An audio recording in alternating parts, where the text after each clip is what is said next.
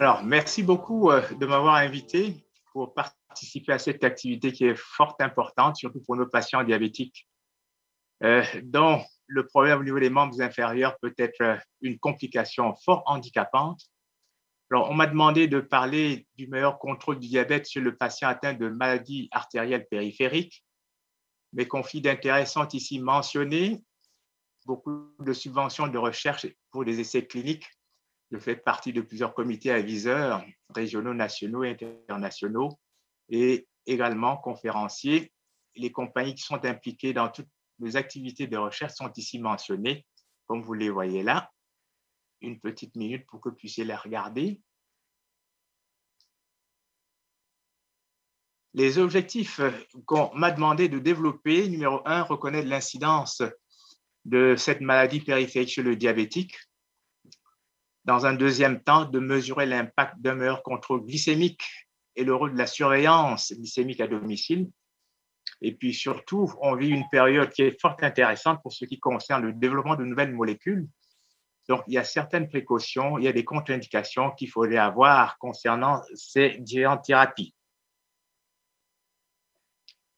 Alors, l'incidence de la maladie artérielle périphérique chez le diabétique, vous l'avez entendu avec le docteur Bélan, c'est quelque chose qui est excessivement fréquent.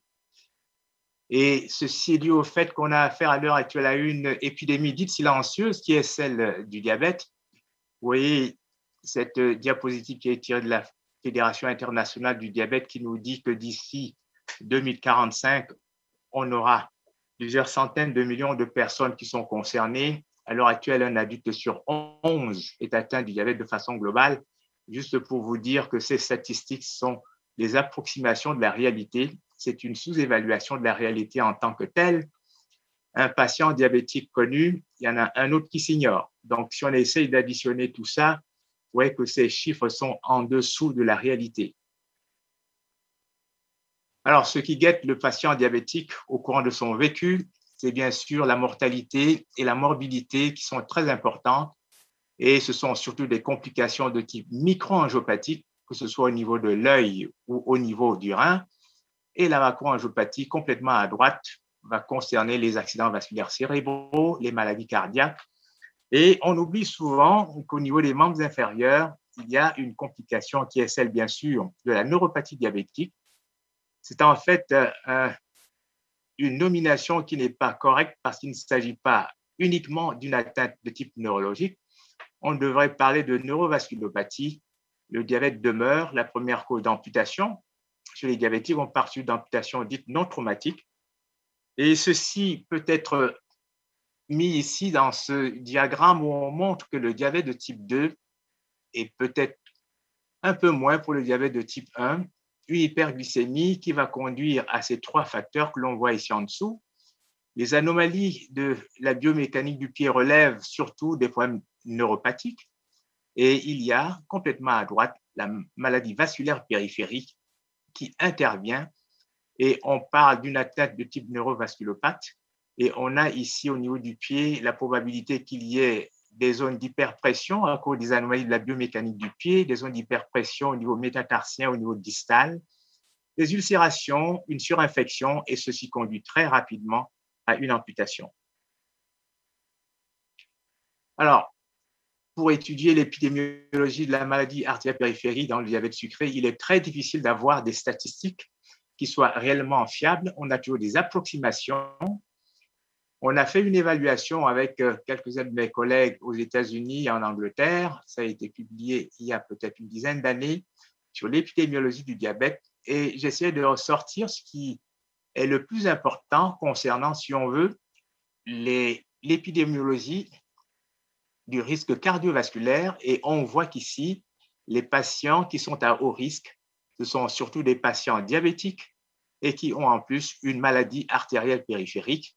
Et vous voyez ici les adultes diabétiques, au-delà de 20%, il y a un risque de mortalité à la fois du point de vue cardiovasculaire et également, on sait que dans ce groupe de patients à haut risque, la maladie artérielle périphérique intervient.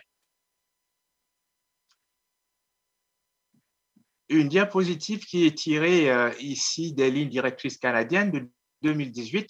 Si vous regardez la grande colonne complètement à droite, La maladie artérielle périphérique intervient dans des complications qui concernent tous les membres inférieurs, bien avant toutes les autres complications que l'on connaît, que ce soit le cardiovasculaire au niveau du cœur, mais la périphérie, c'est la neurovasculopathie, et c'est une complication qui est source de plusieurs hospitalisations, bien avant les autres complications qui sont de type microangiopathique.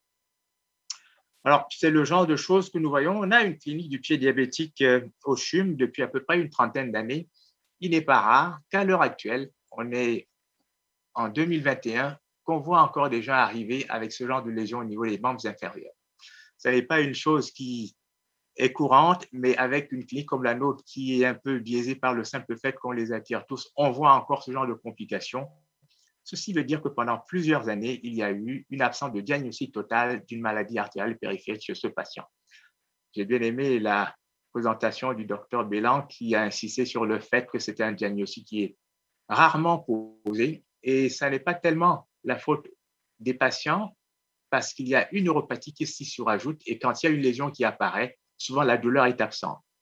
Alors, qu'en est-il si on regarde un peu, un tout petit peu l'incidence cumulative, une vieille diapositive qui a été faite lorsque je suis arrivé au Canada il y a à peu près une trentaine d'années, ça n'a pas beaucoup changé, où on voit que l'incidence cumulative de l'athérosclérose augmente très rapidement, bien avant qu'on ait déjà posé le diagnostic.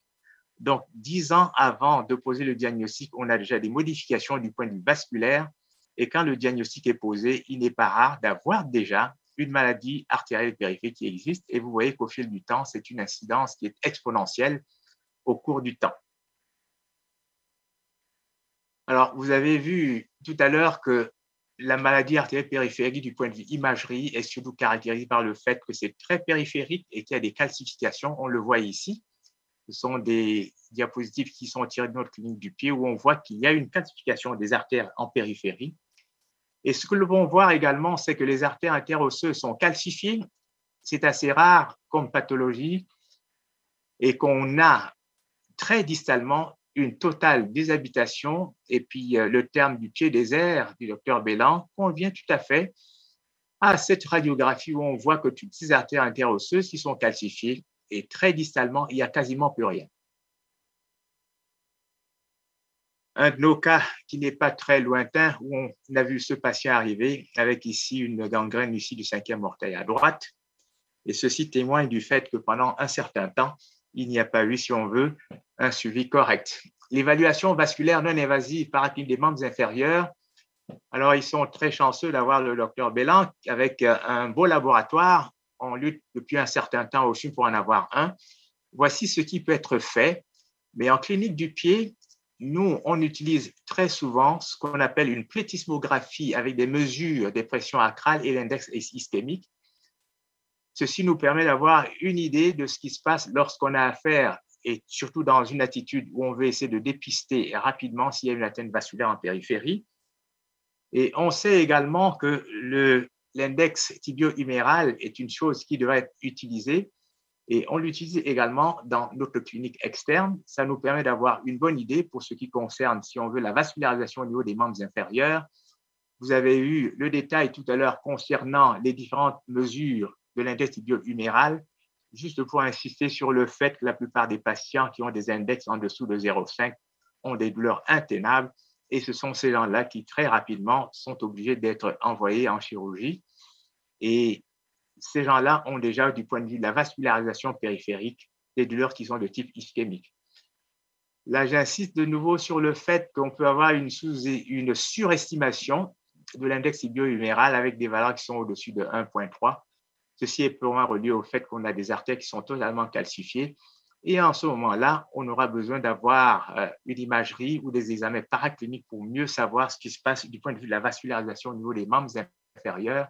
La plétismographie avec imagerie distale, et c'est des couleurs qu'on peut voir et qui ne coûtent pas très cher quand il est installé. Ça nous permet également d'avoir une image au niveau des membres inférieurs pour ce qui concerne la vascularisation. C'est un peu comme le fond d'œil qu'on a chez nos patients diabétiques. Et je pense que j'insiste beaucoup dans notre milieu pour qu'on puisse avoir une possibilité d'avoir une plétismographie chez tous nos patients diabétiques pour avoir une idée de ce qui se passe au niveau des membres inférieurs. Alors, Si on résume le tout, on sait que cette maladie est fortement associée à la maladie athérosclérotique. Les 2/3 des patients diabétiques qui ont une MCAS ont également une atteinte périphérique qui est asymptomatique. La claudication peut exister, le docteur Belland vous l'a dit, ce n'est pas très fréquent et on sait que chez nos patients diabétiques, c'est une maladie qui est souvent asymptomatique. Et lorsqu'on a utilisé dans quelques études l'index tibio-huméral, on a eu la possibilité de pouvoir dire que 20% des patients âgés de 40 ans et plus ont une atteinte périphérique et 50 ans et plus, on a 30%. Et s'il y a en plus une maladie cardiaque, une maladie coronarienne installée, la forte probabilité qu'il y ait en plus une atteinte des membres inférieurs est assez forte, quasiment 100%.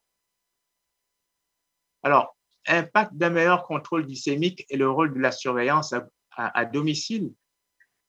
Je vous ressors ici ce qu'on appelle la pathophysiologie des complications qui a été évaluée par le docteur Brownlee.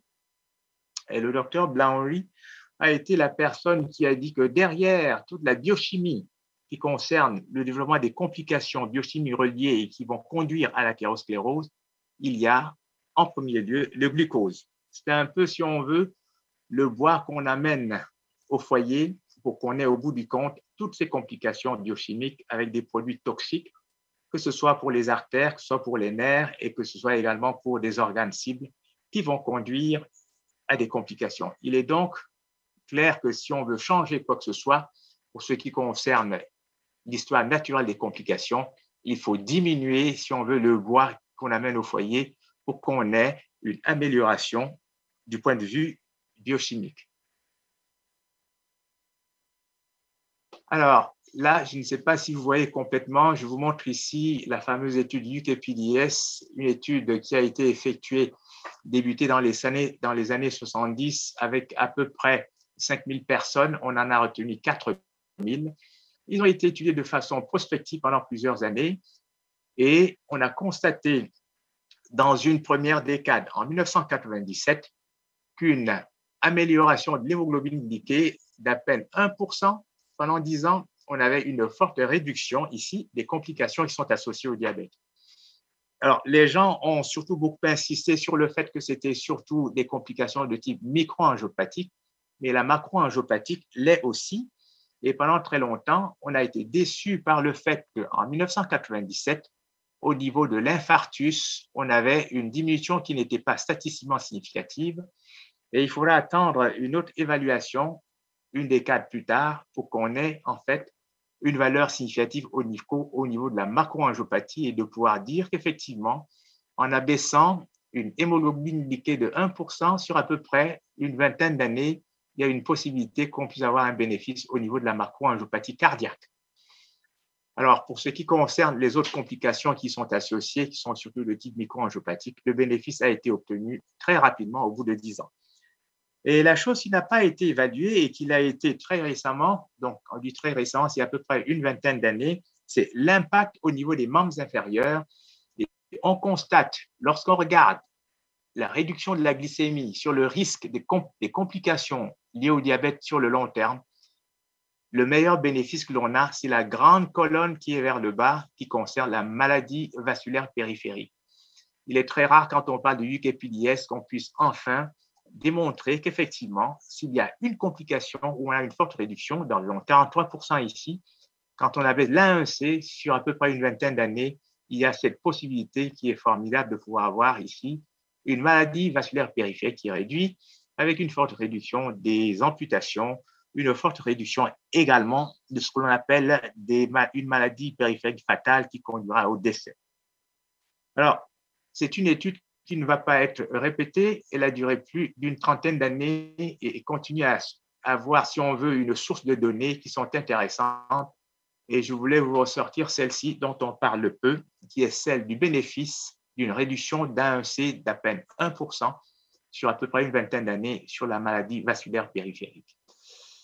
Alors, au fil du temps, il y a eu énormément d'efforts qui ont été faits pour qu'on puisse avoir une bonne hémoglobine glyquée. Tous ces livrets que vous voyez ici, ce sont toutes les lignes directrices qui ont été élaborées à partir des années 2002 jusqu'en 2018 et on constate de façon assez désespérée que la moitié des sujets ou des patients qui sont étudiés à travers toutes ces études sont des études dites ponctuelles et qui comprenaient plusieurs milliers de patients, que l'hémoglobine glyquée semble n'avoir pas changé à peu près au courant des 20 dernières années. Alors, à quoi est-ce que cela est dû? On a évoqué toutes sortes de choses, mais par contre, ce que l'on sait, c'est que pendant très longtemps, on a ici, si on veut, les dernières lignes qui nous disent que pendant très longtemps, on n'a pas apporté, si on veut, des lignes claires pour ce qui concerne l'hémoglobine glyquée. Alors, cette fois-ci, il est clair que la plupart des patients diabétiques de type 1 ou 2, on devrait avoir une hémoglobine glyquée plus petite ou égale à 7%. Et quand on vise une atteinte qui soit le plus faible possible au niveau de la microangiopathie, donc le risque, la réduction de risque d'insuffisance rénale ou de la rétinopathie, il faudrait qu'on vise une valeur qui soit de l'ordre de 6,5% ou en dessous. Mais attention au risque d'hypoglycémie qui accompagne le fait qu'on a un traitement qui est très intensif.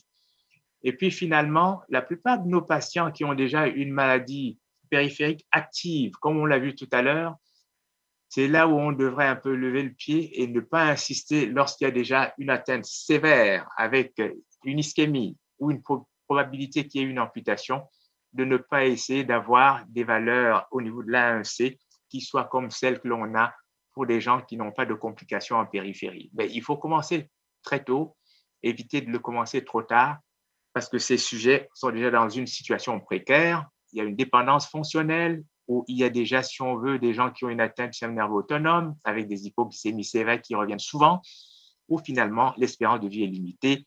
En ce moment-là, on veut tout simplement tenir ces sujets en dehors d'une décompensation hyperosmolaire. Alors, que fait-on aujourd'hui avec tout ce qui s'est passé au courant du temps? On s'est rendu compte très rapidement, au courant des 20 dernières années, que la fausse équation pour ce qui concerne l'hémoglobine glyquée était de penser que l'A1C était une addition des glycémies à jeun et des glycémies en postprandial.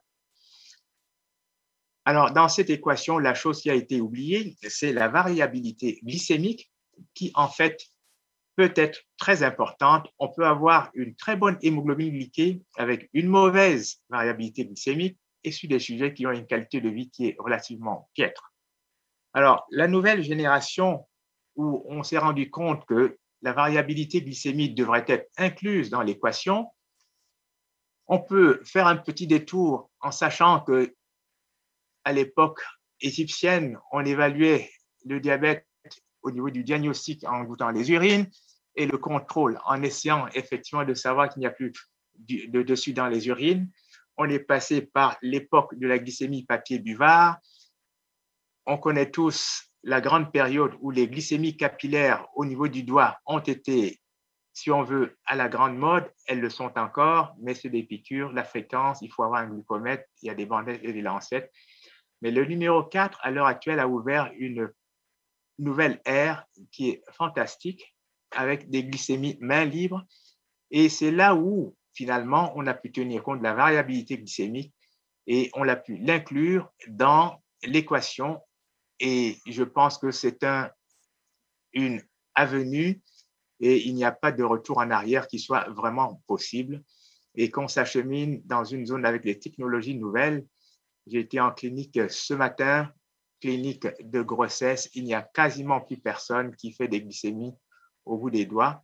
Et j'ai été excessivement frappé par le fait qu'à l'heure actuelle, il y a à peu près 30-40 ans en arrière, quand une femme diabétique voulait tomber enceinte et on lui demandait peut-être d'éviter si c'était possible, cette position ne voulait pas les pousser à ne pas avoir des enfants.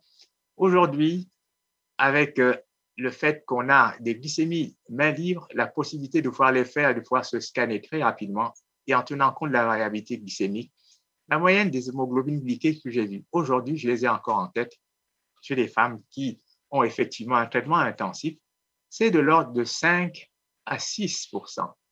Et on est obligé à l'heure actuelle de viser le contrepoids qui est celui de ne pas provoquer beaucoup trop d'hypoglycémie. Alors, la variabilité glycémique, on en a tenu compte et les technologies nouvelles nous donnent la possibilité effectivement de pouvoir faire des glycémies sans prendre des piqûres au doigt, voici ici la technologie nouvelle qui est celui du fonctionnement des capteurs de glycémie. Donc, on a un transmetteur au niveau de la peau avec un cathéter et c'est un cathéter qui se situe au niveau du tissu du liquide interstitiel où cheminent des molécules de glucose et on voit qu'il y a deux compartiments, un compartiment qui est capillaire et un compartiment qui est interstitiel. Et avec cette technologie, il y a une possibilité de pouvoir faire de la calibration, mais les choses ont beaucoup changé. On avait une certaine peur, c'est-à-dire d'avoir uniquement une glycémie du tissu interstitiel et qui ne reflète pas ce qui se passe au niveau du capillaire, mais très rapidement, la technologie permet d'avoir une calibration qui ne le sera plus parce qu'il y a très rapidement un équilibre qui est atteint entre le niveau interstitiel et le capillaire. Alors, il peut y avoir des délais d'équilibration entre le glucose capillaire et le glucose interstitiel, mais on sait que l'exercice, le repas et le stress peuvent effectivement intervenir. Mais les technologies nouvelles tiennent compte de tout ça et on s'achemine très rapidement vers des systèmes qui sont hyper performants avec une possibilité de pouvoir avoir, si on veut, sans avoir un tissu directement au niveau du capillaire et au niveau interstitiel, de voir une glycémie qui soit beaucoup plus proche de la normale et qu'il n'y ait pas de possibilité de calibration entre l'interstitiel et le capillaire. Alors, on sait qu'il y avait peut-être une possibilité de surestimation, mais la technologie nouvelle nous permet aujourd'hui d'avoir une certaine confiance avec ce qui sort très rapidement. Et je vais vous montrer un exemple de freestyle libre. C'est la page sommaire. Donc, c'est écrit en tout petit, mais cette page sommaire résume un tout petit peu comment est-ce qu'on peut pouvoir avoir une bonne idée. On a une moyenne ici de 14 jours où le patient ou la patiente s'est scanné avec une possibilité de pouvoir évaluer les glycémies à jeun, les glycémies en postprandial et de pouvoir mesurer autant de glycémie que l'on veut et d'avoir une possibilité de mesurer en verre la durée du temps pendant lequel la personne sur laquelle on a établi une zone qui est dans des glycémies basses, lors de 3,9, et une zone qui est dans les glycémies hautes, qui est de 10, de pouvoir savoir pendant 14 jours quelle est la période du temps pendant laquelle la personne a été dans ce qu'on appelle time in range, c'est-à-dire dans la cible. Et vous avez en bas le profil qu'on peut avoir avec la limite vers le haut qui est de 10, la limite vers le bas qui est de 3,9, une possibilité de pouvoir voir qu'on sait exactement à quel moment est-ce que le patient ou la patiente sort de la courbe et une possibilité de pouvoir réajuster le traitement en fonction de ça. Les possibilités sont assez énormes. On peut le faire ici au jour le jour. On peut le faire jour par jour. Vous avez ici toute une semaine avec plusieurs jours, avec une possibilité de pouvoir avoir de nouveau avec des limites de 3,9 à 10 et de pouvoir avoir très rapidement sur une quinzaine de jours quel type de profil l'on a et de pouvoir intervenir très rapidement. La variabilité glycémique est surtout due au fait qu'entre les repas, la glycémie peut bouger soit vers le haut, soit vers le bas. Mais il y a une possibilité avec des traitements actuels de pouvoir réajuster tout ça pour que la personne puisse rester dans une zone relativement correcte. Aujourd'hui, les patientes que j'ai vues, j'en ai vu 5, il n'y en a aucune qui était en dessous de 50% dans le temps, dans la cible. Et il y en a même une qui était à 80% avec un risque d'hypoglycémie qui était très, très faible. Alors, vous avez ici une possibilité de pouvoir le faire également. Donc, un jour en entier, dans plusieurs jours. Et on voit sur cette diapositive que complètement à droite, on commence à voir la sortie de la cible et de nouveau une possibilité de pouvoir réajuster, si on veut, le traitement en fonction de ce profil. Il est clair que ces nouvelles technologies avancent à une vitesse rapide. Il y a des alarmes qui sont incorporées vers le bas et vers le haut. Une autre possibilité de pouvoir réajuster le traitement assez facilement et de façon très ponctuelle. Et c'est excessivement prometteur pour le futur qu'on puisse avoir des sujets qui sont quasiment à 90% dans la cible pendant plusieurs jours, voire plusieurs semaines. Et ceci ne demande pas plus pour ce qui concerne les piqûres au doigt. Le nombre est illimité, on peut le faire quand on veut. Là, il y a aussi ici le Dexcom, je vous ai parlé du freestyle, il y a d'autres qui sont également aussi en train d'être développés. On est à l'heure actuelle dans une zone qui me semble assez favorable pour ce qui concerne l'autosurveillance glycémique à domicile, avec une technologie qui avance, qui va devenir de plus en plus fiable. Alors, les nouvelles molécules qui sortent aujourd'hui, qui nous permettent de pouvoir améliorer l'hémoglobine glyquée, ont certains côtés dont il faut souligner. On sait que le traitement du diabète est excessivement compliqué. Vous voyez ici 8 facteurs qui sont impliqués dans l'hyperglycémie. Et parmi ces 8 facteurs, il y a également des molécules qui visent effectivement tous ces facteurs qui font que la glycémie va être élevée. Et parmi tous ces 8 facteurs et autant de molécules qui ont été développées, il y en a quelques-unes qui ont un aspect qu'on n'aimerait pas avoir. Voici ici les recommandations de Diabète Canada qui sont de 2018, où on nous dit que lorsqu'on a la possibilité de pouvoir améliorer le profil glycémique chez quelqu'un qui avait juste de la metformine, il y a une possibilité de pouvoir se poser la question, y a-t-il une maladie cardiovasculaire ou pas? S'il y a une maladie cardiovasculaire, et on sait qu'aujourd'hui, les nouvelles molécules qui sont retenues sont de catégorie A, ce sont surtout des inhibiteurs du SGLT2 comme l'empagliflozine ou la canagliflozine, ou des agonies du récepteur du GLP-1, donc de liraglutide ici. Ces 3 molécules ont fait partie des médicaments qui ont démontré que du point de vue cardiovasculaire, on avait un bénéfice qui était énorme, avec une réduction du risque qui était de l'ordre de 20 à 25%. Et ces molécules sont aujourd'hui conseillées pour pouvoir être utilisées, surtout pour nos patients qui ont une maladie artérielle périphérique et qui sont donc en prévention secondaire pour améliorer leurs bénéfices du point de vue de l'hémoglobine glyquée. Alors, je vous les résume ici. Donc, le risque cardiovasculaire avec les effets du SGLT2 a été étudié dans ces différents protocoles. Empagliflozine, c'est un PAREC, événement cardiovasculaire majeur, forte réduction. Canagliflozine, c'est le protocole CANVAS, événement cardiovasculaire majeur également. Et pour ce qui concerne la dapagliflozine qui a fait l'objet de l'étude d'ICLAIR, événement cardiovasculaire majeur associé aux hospitalisations pour insuffisance cardiaque. Et puis, il y a eu une petite déception avec une seule molécule là-dedans. On parle des molécules qui sont les plus récentes. Il y en a qui sont encore en étude, que je ne cite pas comme l'étude. Donc, Vertis, c'est l'ertugliflozine, étude neutre. Donc, les 3 premières qui sont mentionnées avec l'AMPA, la CANA, la DAPA, ont démontré que du point de vue cardiovasculaire, et surtout chez nos patients qui ont une maladie artérielle périphérique, il y a une possibilité de pouvoir les inclure là-dedans. Et ils faisaient partie en grande partie de ces différents protocoles sur le cardiovasculaire. Mais le problème qui est arrivé avec la canagliflozine, c'est augmentation du taux d'amputation dans le premier programme qui était le programme CANVAS. Donc, le programme CANVAS était un programme avec la canagliflozine. On a vu qu'il y avait beaucoup d'amputations, mais dans la deuxième étude qui a été faite sur le rénal, qui est l'étude Credence, on a trouvé qu'il n'y avait pas d'augmentation d'amputation des membres inférieurs dans l'étude Credence. Et en août de l'année passée, la FDA a retiré ce qu'on appelle la black box, où effectivement on disait que la canagliflozine pouvait être impliquée avec l'augmentation des amputations lorsqu'on la prescrivait. Du côté de l'autre côté de l'Atlantique, c'est-à-dire l'Agence européenne du médicament, ça n'a pas été la même attitude, dans ce sens qu'en Europe, ils ont considéré qu'il y a une possibilité que ces nouvelles molécules puissent induire une augmentation des amputations. Pour ce qui concerne la causalité, elle n'a jamais été démontrée. Et mon hypothèse, qui est tout à fait personnelle, sur des sujets qui ont une maladie artérielle périphérique, comme on a vu avec une hypoperfusion, il n'est pas impossible qu'il y ait effectivement une hypoperfusion périphérique chez des sujets qui ont déjà, au niveau de leurs artères en périphérie, une forte diminution de la perfusion, que ça puisse effectivement induire, si on veut, des lésions de type ischémique et que là, on puisse s'acheminer très rapidement vers des amputations.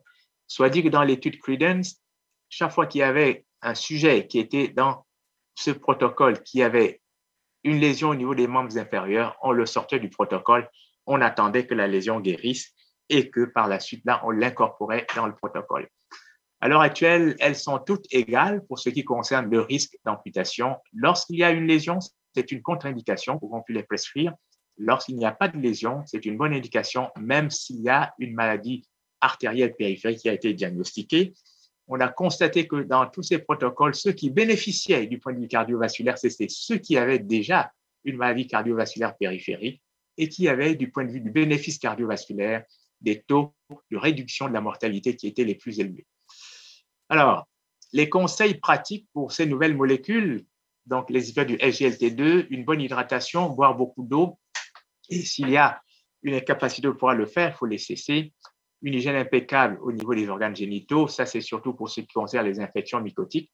Et vous voyez que le numéro 3 sur lequel on insiste, c'est l'examen des pieds tous les jours et si lésion ouverte, consultation, cesser le médicament et le reprendre après guérison de la lésion.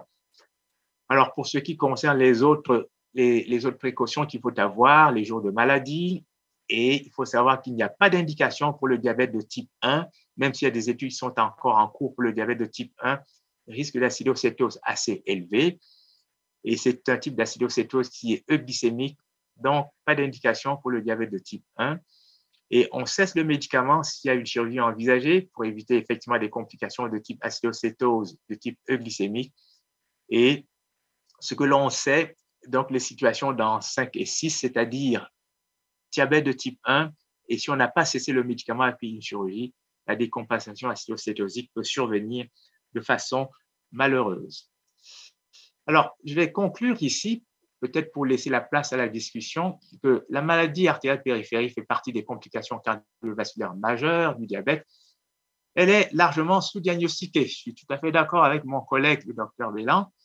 L'impact bénéfique effectivement du contrôle glycémique sur l'incidence de cette complication est indéniable.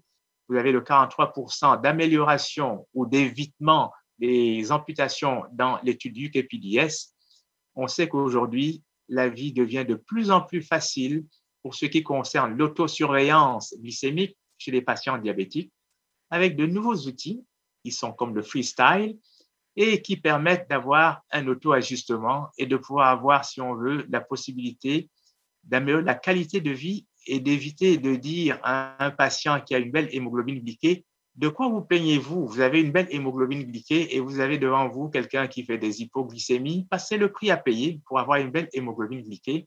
Mais le fait de pouvoir avoir un profil et de détecter, si on veut, que ces glycémies qui sont vers le bas et qui sont responsables d'une belle hémoglobine glyquée ne sont pas non plus, si on veut, quelque chose qui est bien pour la qualité de vie.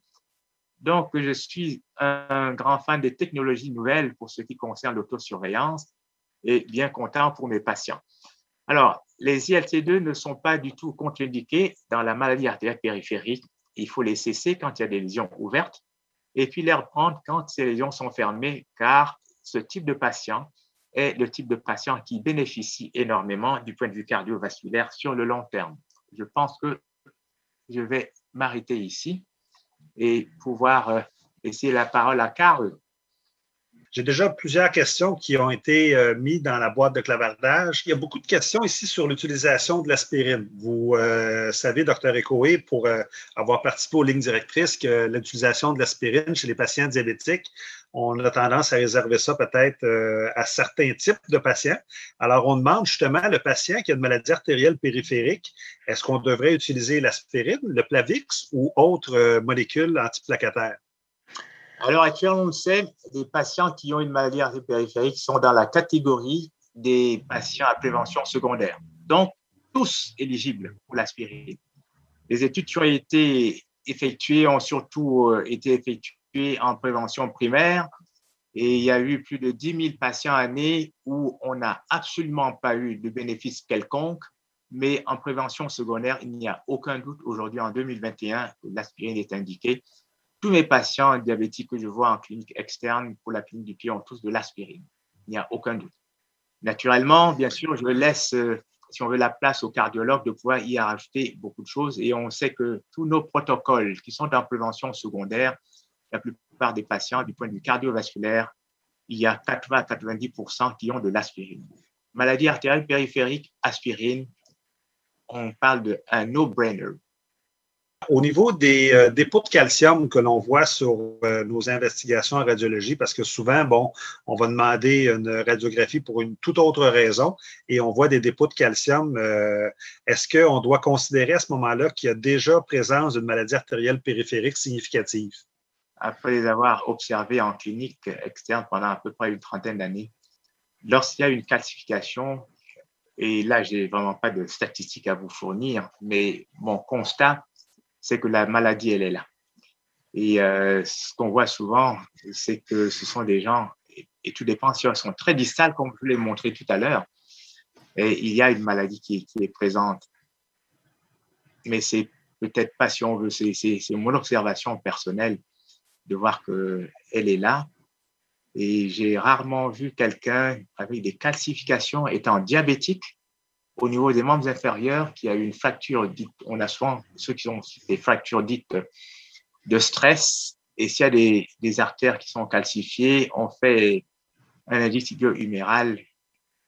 Là, de nouveau, il est souvent anormal. Parfait. Maintenant, on a une question ici pour Dr. Ekoé. Malgré toutes vos recommandations là, sur l'utilisation des inhibiteurs de la SGLT2, on nous demande ici, lorsque vous avez une contre-indication à les utiliser, c'est un certain type de patient qui a une certaine maladie artérielle périphérique ou, comme vous l'avez mentionné tantôt, on doit seulement faire un arrêt lorsque les lésions sont actives. Alors, il ne semble pas si les petites contre-indications qu'il peut y avoir, ce sont surtout chez les gens qui souffrent d'hypovolémie. Ça, c'en est une. Si vous avez une hypovolémie et qu'il y a en plus une prescription de diurétique, alors ce qu'on conseille habituellement, c'est de revoir les quantités de diurétique non prescrits et de pouvoir les enlever. Éventuellement, en cas d'hypovolémie, les personnes âgées, donc 75 ans et plus, un diabète de longue date avec une atteinte nerveuse autonome, une possibilité d'hypotension orthostatique, ça pourrait être, si on veut, une contre-indication. Mais de façon générale, si on a affaire à quelqu'un qui a une euvolémie avec effectivement une maladie artérielle périphérique sans lésion, c'est un sujet qui va bénéficier énormément de cette nouvelle classe de médicaments. Ici, on pose la question, il y a plusieurs questions sur l'utilisation du rivaroxaban ou le Xarelto 2.5 BID en maladie vasculaire périphérique. Quelle est votre opinion par rapport à cette molécule? Alors, pour ce qui me concerne principalement, ce sont des molécules qui sont indiquées de façon générale, pas uniquement pour ce qui concerne la maladie artérielle périphérique. Ce sont des médicaments qui sont indiqués de façon générale pour le cardiovasculaire, y compris le périphérique en cardiologie.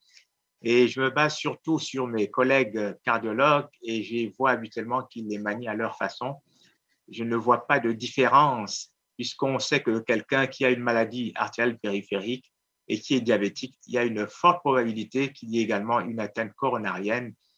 Et il ne semble pas qu'il y ait, pour ce que je vois, je ne le prescris pas personnellement, une certaine crainte à avoir quant à ne pas le prescrire. Et ça vaut la peine de parler à ceux qui ont l'habitude de prescrire. Et l'impression que j'ai, il ne semble pas qu'il y ait une contre-indication quelconque qui ressorte de façon tout à fait nette. Puis une question ici pour Dr. Ekoé. Est-ce que des appareils comme Freestyle peuvent être payés chez les patients diabétiques qui sont réfractaires aux piqûres et au contrôle de glycémie capillaire? Alors, donc la RAMQ est impliquée là-dedans à l'heure actuelle et je remplis des demandes régulièrement pour les patients. Bon, les conditions à l'heure actuelle, s'il faut avoir une insulinothérapie intensive, la majorité de nos patients l'ont et je n'ai absolument aucun refus et c'est accepté par la RAMQ et ça existe. Et maintenant, on a une nouvelle qui sort, le Freestyle numéro 2, avec des alarmes pour ce qui concerne les valeurs vers le bas, les valeurs vers le haut. Ce qui fait que là, de nouveau, on a une possibilité de pouvoir avoir une prescription qui est acceptée par la RAMQ. Alors, il faut faire attention des gens on peut avoir certains problèmes si c'est juste une insuline basale, donc une insuline au coucher. Mais si on lutte très fort et qu'on justifie le fait qu'il y a un risque d'hypoglycémie, c'est une possibilité de pouvoir les voir. Mais les choses sont claires pour l'insulinothérapie intensive et on discute au cas par cas s'il y a juste une insuline basale. Mais rapidement, dès qu'il y a une insulinothérapie intensive pour la plupart des gens qui ont eu une insuline basale et qu'à un moment donné, on pense que les comprimés ne suffisent plus, le passage est assez rapide. J'ai une question ici sur justement les monitorings de glycémie en continu. Quel est le pourcentage visé idéal de temps passé dans la cible avec les lecteurs de glycémie continue? Alors, ce qu'on sait aujourd'hui, quand un patient décide de se lancer là-dedans, c'est qu'il est très motivé. Et je peux vous assurer que les pourcentages que j'ai vus dépassent, si on veut, ce qu'on conseille habituellement. Le fameux 50%, soit le time in range dans la cible dans les. Et on le voit très rapidement que les gens naviguent dans des taux qui sont de l'ordre de 80 à 90%. C'est assez impressionnant. Donc, je vous ai parlé de ma journée, de ma matinée aujourd'hui, où la plupart de celles que j'ai vues, c'était surtout des grossesses à risque. C'est dans le 80%. Donc, c'est assez fort. Et ce sont des gens qui sont motivés. Et donc, il n'est pas du tout surprenant de voir que ces gens-là, donc, ils vont utiliser, si on veut, leur appareillage à plus de 70% et ils poussent vers le haut de façon très forte.